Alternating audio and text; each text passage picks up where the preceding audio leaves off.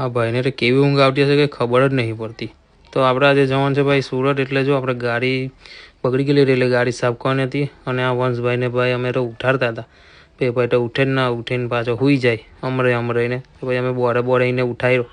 એને મૂડ કંઈ હતું નહીં ભાઈ, એટલે જો સુઈ જતો હતો. પછી કે ચાલ ભાઈ ચાલી લે થોડું, પણ ઊંઘ જેવી આવતી હતી ભાઈ. બોરે ઉઠાડેલો. મેં તો ભાઈ તૈયાર થઈ ગયો.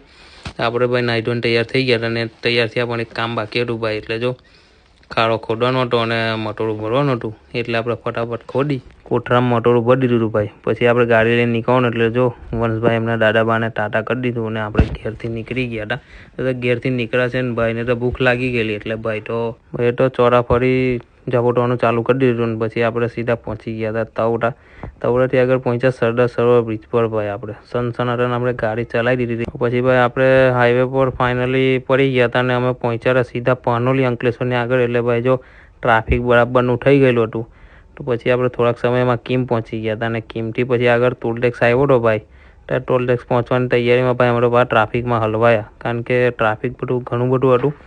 પણ હવે અમે તો જો કે ટ્રાફિકમાં હલવાયા, પણ આપણા વંશભાઈ ગઈ તમારે જે કહો કરો, મને પહોંચાડી દેજો, ઊંઘી જાઉં છે. એટલે ભાઈ તો ઊંઘી ગયા હતા. જો કેવી લંબાઈ દીધી. પછી થોડાક સમયમાં અમે પહોંચ્યા સુરત. તો સુરત ભાઈ તમે લોકો આવો એટલે જોવાનું, આ સિગ્નલ જોઈને જ નીકળવું પડે. બાકી બહુ અઘરું છે સુરતમાં તો. પછી આપણે પહોંચી ગયા હતા વંશભાઈના દાદાની ઘેર. અને વંશભાઈએ જોઈ લો નાસ્તો બાસ્તો કમ્પ્લીટ ઠપકાઈ લીધો હતો.